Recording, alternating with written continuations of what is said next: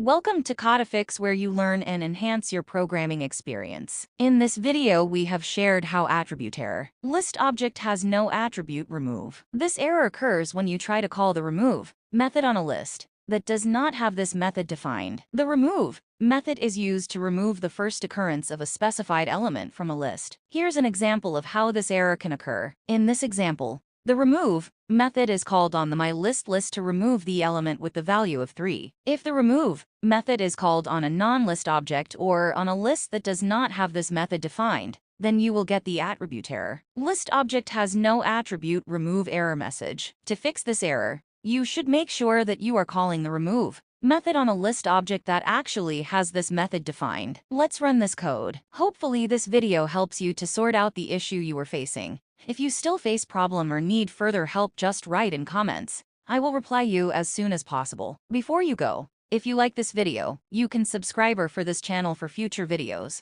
which can help and assist you